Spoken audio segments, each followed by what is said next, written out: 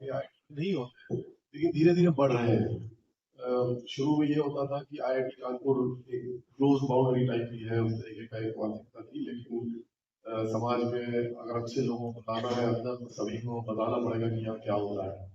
और अब जो गैप है, अब इंफॉर्मेशन टेक्नोलॉजी की वजह से, इंटरनेट की वजह से जिस जानकारी इनके पास है, इनके पास है, वही जानकारी हमारे पास भी है। हाँ, ये फर्क खत्म हो गया है। जब जानकारियों की कमी हुआ करती थी, इंफॉर्मेशन नहीं मिलती थी, उस समय बहुत गैप था बाहर की दुनिया में और आईआईटी में। अब वो गैप धीरे धीरे हम भी पाट रहे हैं और अपने आप भी पट रहा है वो।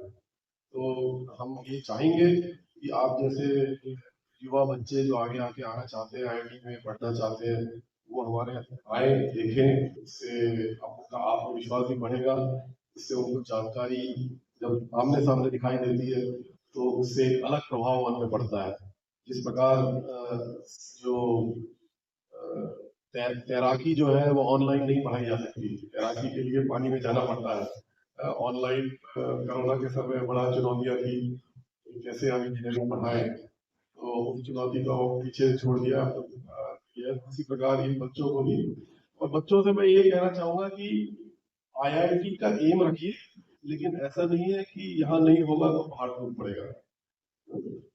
बहुत सारे दूसरे ऑर्गेनाइजेशन है, बहुत सारे दूसरे विश्वविद्यालय हैं, बहुत सारे दूसरे इंस्टीट्यूट्स हैं, वहां से भी आप आगे जा सकते हैं। ठीक है, जैसे यहाँ के जो फैकल्टी मेंबर्स हैं आईआईटी कानपुर के, तो उनमें भी आप देखेंगे कि 600 फैकल्टी होंगे, तो मुश्किल से 50-60 ऐसे होंगे जो आईआईटी में पढ़े हैं।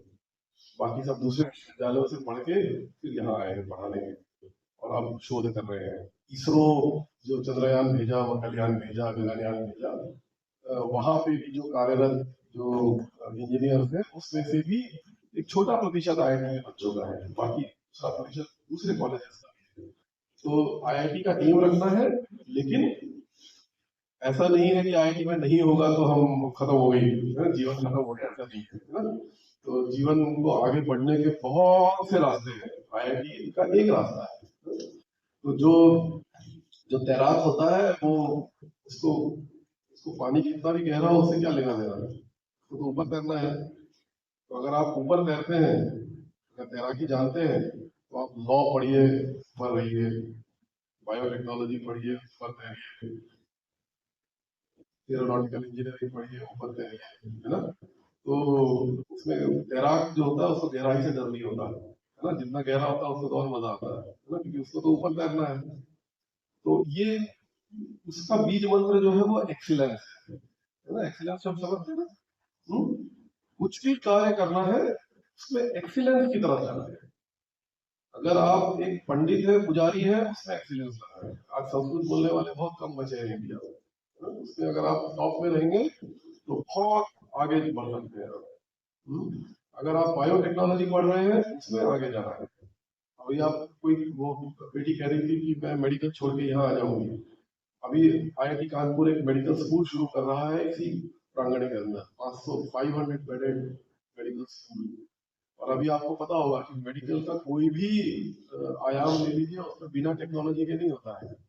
एक्सरे में भी फिजिक्स है, डायबिटीज के जो सेंसर होता है उसमें भी फिजिक्स है, जो हार्ट की मशीन होती है उसमें भी फिजिक्स है, जितने लेबोरेटरी होते हैं उसमें सब केमिस्ट्री है।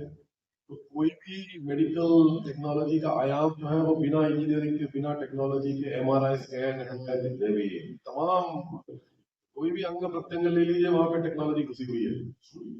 तो इसीलिए मेडिकल और टेक्नोलॉजी भी अब जुड़ रहे हैं आपस में, है ना। अब हम लोग अगले 2-4 वर्षों में आप देखेंगे कि डॉक्टर लोग जो है वो यहाँ पे मास्टर्स करने के लिए, एमबीबीएस करने के बाद टेक्नोलॉजी में मास्टर्स करने के लिए यहाँ पे आएंगे। तो इस प्रकार से दुनिया जो है वो एक दूसरे से जुड़ती जा रही है। अब ऐसे एक एक कंपार्टमेंट में पढ़ाई नहीं होती है। और दूसरा, जब टेक्नोलॉजी भी पढ़ जाते हैं तो उसके बाद तो आपको समाज में उस टेक्नोलॉजी को लाना है, तो उसके लिए आपको समाज शास्त्र भी मालूम होना चाहिए, उसके लिए आपको लॉ मालूम होना चाहिए, उसके लिए आपको पॉलिसी मालूम होना चाहिए, उसके लिए आपको एडमिनिस्ट्रेशन मालूम होना चाहिए। केवल टेक्नोलॉजी लेके काम नहीं चलता। टेक्नोलॉजी को समाज में जाने के लिए, सौर ऊर्जा को जब समाज में लाया जाता है तो उसमें गवर्नमेंट को पॉलिसी बनानी पड़ती है, उसके लिए सब्सिडी देनी पड़ती है, वो कैसे माल आएगा, कच्चा माल वो कैसे प्रोसेस होगा उसके बारे में चिंतन करना पड़ता है। तो फिजिक्स, जिसने फिजिक्स पढ़ा या इंजीनियरिंग पढ़ा उसने तो सोलार सेल बना दिया, लेकिन उस सोलार सेल को आपके गांव के पान की दुकान के ऊपर लगाने के लिए, आपके घर के दीवार के ऊपर, छत के ऊपर लगाने के लिए, जो अपना हाईवे है उसके बगल में उसको लगाने के लिए, तो समाज शास्त्र की जरूरत पड़ती है, इकोनॉमिक्स पढ़ने की जरूरत पड़ती है, लॉ पढ़ने की जरूरत पड़ती है, पॉलिसी पढ़ने की जरूरत पड़ती है। तो केवल एक टेक्नोलॉजी भर से समाज आगे नहीं जाता है। जैसे पांचों उंगलियों में से अगर एक कट जाती है तो आदमी जो है वो अपंग हो जाता है या दिव्यांग कहलाता है वो।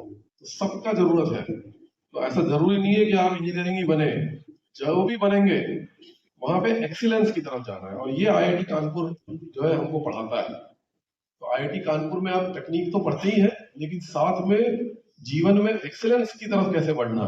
अगर तैराक है तो अच्छे तैराक कैसे बनना, अगर क्रिकेटर है तो तेंदुलकर कैसे बनना, अगर बैडमिंटन प्लेयर है तो ये कैसे बनना, हाँ उनकी कैसे हाईएस्ट पोजीशन तो लेना, अगर माउंटेनियरिंग है, अगर बॉक्सर है तो कैसे हमारी फॉर्म बनना। ये अगर आप में आएगा तो फिर जो है कोई भी सपना अगर आप देखेंगे तो उसको साकार कर सकते हैं। और लंबी तपस्या होती है, ऐसा शॉर्टकट नहीं है इसमें, ठीक है ना। किसी भी चीज का शॉर्टकट नहीं होता, पढ़ाई का शॉर्टकट नहीं है, एक्सीलेंस का शॉर्टकट नहीं है।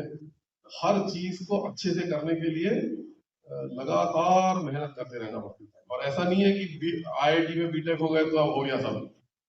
आज आज आज भी हम लोग उस एक्सीलेंस को पाने के प्रयास करते हैं, है ना। आज भी हमारे डायरेक्टर हैं, वो भी उसको एक्सीलेंस करते हैं। उसके बाद जब रिटायर हो जाते हैं तो उसके बाद वो समाज को कैसे दे सकते हैं, उसमें एक्सीलेंस लाने का प्रयास करते हैं। तो ये एक निरंतर यात्रा है, ये ऐसा नहीं है कि बीच में कहीं छूट जाएगी कि अब हो गया, अब बैठ गए हम, ऐसा नहीं होता है ना। थमा हुआ पानी बांस मारता है ना, मलेरिया का मच्छर हो जाता है उसमें, है ना। पानी चलते रहना चाहिए, है?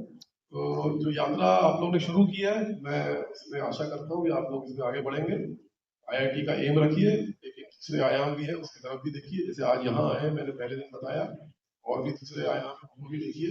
और जितना भी प्रयास हो सकेगा लाइफ में आगे बढ़ने का, उतना आप करते रहेंगे, ऐसी ईश्वर से मेरी प्रार्थना है। और अंत में आत्मविश्वास उसको हर समय बना के रखिए, क्योंकि हमने देखा है कि एक व्यक्ति यदि आत्मविश्वास से भरा पूरा है तो वो दुनिया को बदल सकता है। और हमने अपने अपने जीवन काल में हमने देखा है, आपने देखा है कि जब आप 20 साल में थे उस समय चुनाव कैसा होता था, आज कैसा होता है। फर्क आ गया ना। उस समय रेलवे का रिजर्वेशन का टिकट कैसे निकाला जाता था, आज कैसे निकाला जाता है, फर्क आ गया, है ना। फर्क आ गया ना। तो हमने देखा कि हमारे समाज में ही ये परिवर्तन आया है, अपने जीवन काल में ये परिवर्तन आया है ना। आज 150-200 शहरों में एयरपोर्ट है, पहले तो एक हाथ दो हुआ करते थे, है ना। इतनी सारी ट्रेनें चलती हैं। ये सारे परिवर्तन हमने अपने अपने जीवन काल में देखा है। मेडिकल की फैसिलिटी पहले इतना मुश्किल से मिलती थी, अभी कोरोना में अपने को वैक्सीन लगे तो हम लोग दुनिया में अपन ने आयाम स्थापित किया, है ना। तो ये इस आत्मविश्वास को यदि आप बना के रखेंगे तो बदलाव जो है वो आता है। और अपने हमने अपने लाइफ टाइम में देखा है उस बदलाव का, ये उसके प्रमाण हमारे सामने है। मैं आप सभी के भविष्य के लिए मैं आपको बहुत बहुत अभिनंदन भी करता हूँ और कामना करता हूँ कि आपका भविष्य जो है सुखमय रहे, और इसी तरीके से पढ़ते रहिए और अपने पेरेंट्स का जो है वो आशीर्वाद लेते रहिए। धन्यवाद।